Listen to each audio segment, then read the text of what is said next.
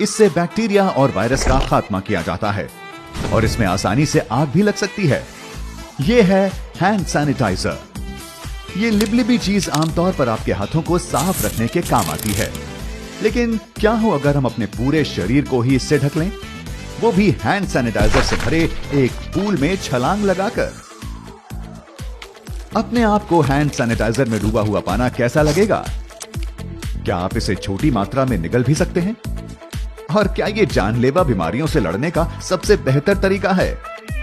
आप देख रहे हैं क्या हो अगर, और यह है क्या हो अगर आप हैंड सैनिटाइजर से भरे एक पूल में कूद पड़ें। हैंड सैनिटाइजर में कई अलग अलग तरह के रसायन होते हैं।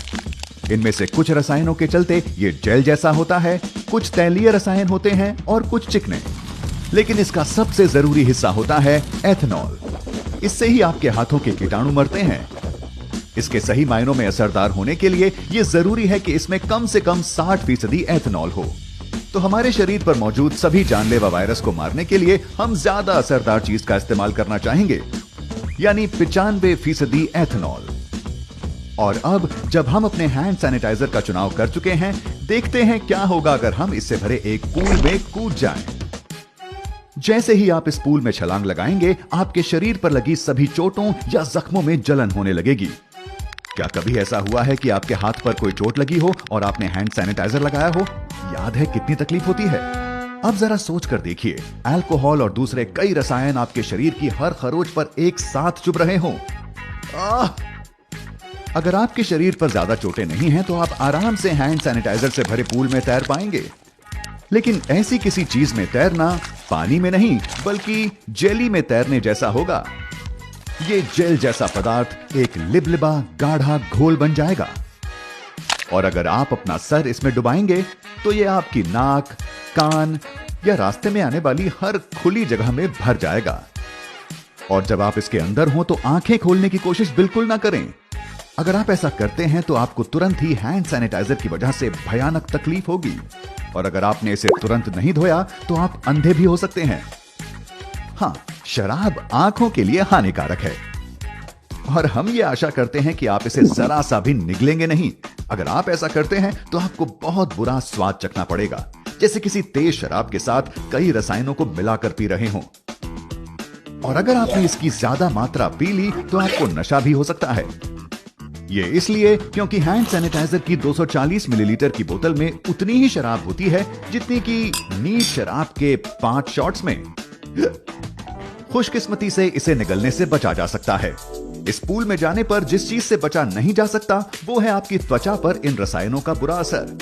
अगर आप लंबे वक्त तक हैंड सैनिटाइजर में रहते हैं तो ये आपकी त्वचा को पार कर आपके खून के बहाव में शामिल हो सकता है।